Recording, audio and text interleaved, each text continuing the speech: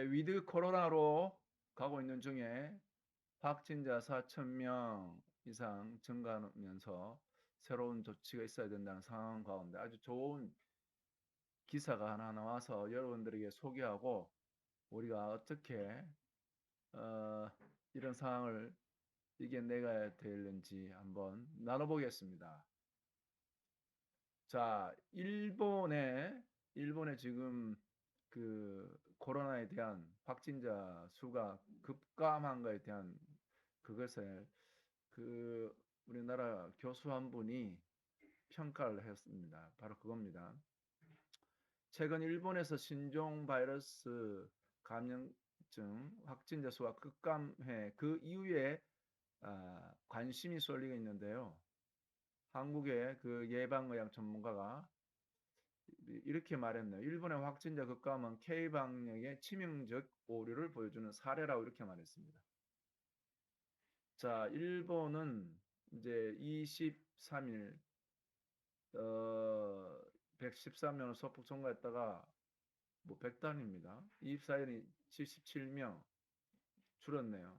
사망자 역시 0명, 0명, 2명, 2명 이렇게 거의 발생하지 않고 있네요. 자, 그런데요. 확진자 급감에 대해서는 다양한 주장이 좀 제기되고 있는데 일본의 1차 접종률 79, 2차 접종률 77, 백신 효과 그리고 일본 델타 바이러스 자멸설 검사 건수 급감설 등이 있습니다. 그런데 이걸 보고 이 교수님 말하기를 이러한 설 자체가 K방역이 일본 방역보다 더 훌륭하다고 믿고 싶은 것이라고 비판했다. 그러면서 일본의 확진자 수감이 자연 감염을 막지 않는 덕분이라고 주장했다. 이거예요. 요 내용이 자연 감염을 막지 않았다. 자, K방역 일본 방역보다 더 훌륭하다고. 이건 우리나라 사람들의 생각이죠. 자, 그러나 자연 감염을 막지 않은 덕분 이게 무슨 말인지 밑에 더 자세히 나옵니다. 한국과 비슷한 백신 접종률을 가진 일본이 우리와 가장 다른 점은 처음부터 국가가 나서서 이겁니다. 국가가 나서서 방역이라는 이름으로 무증상 혹은 경조로 지나가는 자연 감염을 막지 않았다는 데 있다. 이거예요. 우리나라는 지금 무증상과 경증 다 확진자로 해갖고 확진자 수를 근거로 해서 방역을 했잖아요. 자, 그런데 일본은 확진자 급감은 백신 접종률 50%가 채 되지 않을 때부터 시작됐는데 이런 일은 강력하고 요거죠. 강범위한 면역을 제어하는 자연 감염을 경험을 가진 사람들 존재이기 때문이다.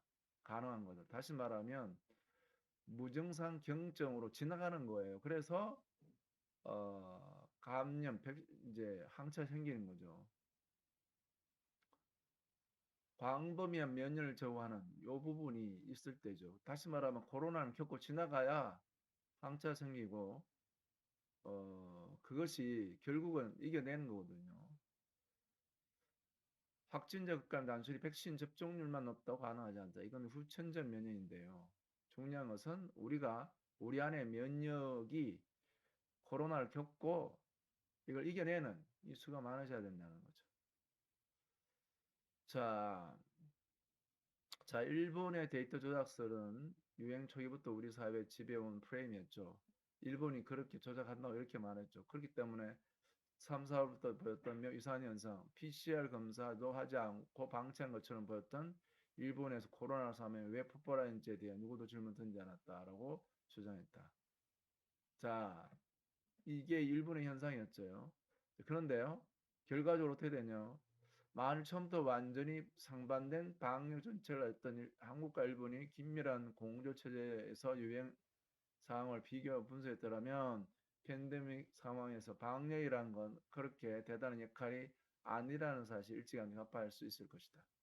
그렇습니다. 방역이라는 그렇게 대단한 역할 아니다. 더 중요한 것은 자연 감염을 통해서 항체가 형성되는 그거죠. 그러니까 어떻게 해야 됩니까? 유행 초기부터 교차 면역이 죽는 사람들도 교차 면역 과거 유사한 코로나 바이러스에 노출된 경험이 있으면 코로나19에도 장이 있는 것인데 이 동아시아권은 이러한 이유로 코로나19에 대한 저항력이 매우 높은 지역 이렇게 주장합니다. 그래서요, 이거 마지막 부분에 이제 핵심 내용이 되겠죠. 일본의 확진자 수 급감은 K방역 대전제. 이 K방역 대전제는요, 확진자 제로가 목표입니다. 그럼 확진자 제로가 안 이루어질 수 없죠. 코로나 바이러스는 감기 바이러스 중에 하나죠. 무증상이라도 절대로 걸리면 안 되는 감염병. 이 우리나라 치명적 오류가 있어요. 무증상이라도 절대로 걸리면 안 되는 감염병이라는 가정에 치명적 오류가 있음을 보여준다. 그래갖고 모순으로 가득 찬 방역 2년 정도 보여주고 있다. 이건 얼마든지 걸릴 수 있고 걸려서 지나가면 나을 뿐만 아니라 항체 형성된다. 결과적으로 백신으로는 안 된다 이 말이죠. 그와 같은 사람이 많아질 때 100년 전 스페인 독감처럼 지나가 버린 거죠. 한국에서는 그동안 학습된 바이러스에 대한 공포에 있어서 받아들이기 쉽지 않은 사람들이 많을 것이며 K방역 피해는 코로나19에 대한 국가가 앞장서서 과장된 공포를 조장하고 이를 방역 성과를 적극 관련했다는 점 아주 아픈 점을 지르겠습니다. 정부 방역 관계자들은 굉장히 아픈 내용이죠. 자, 그래서요. 지금까지 방역 당국은 무조건 백신 접종률만 높이면 모든 문제 해결할 수 있는 것처럼 오해왔지만 이렇게 하면 안 됩니다. 지금 확진자만 4,000명 넘으니까 또 조치를 취해야 된다고 나옵니다만 이 난국에서 벗어나면 돌파 감염이든 뭐든 이겁니다. 자연 감염을 경험한 사람이 많아져야 된다. 그러니까 그걸 하려면 뭐냐 지금이라도 동선을 추적한 역학조사나 무증상자 경증 환자를 대상하는 PCR 검사를 중지해야 된다 이거예요. 그냥 놔두면 됩니다. 그래서 이제 뭐 사람들이 뭐 감기 걸린 것 같은데요. 그런 사람들 주로 있죠. 이 PCR 검사 이런 부분들을 오늘도 보니까요. 그 서울 시청 그 광장에 쭉 줄지은 사람은 우리나라 국민 너무 착해서 그렇습니다. 주여 불쌍히 여겨 주옵소서.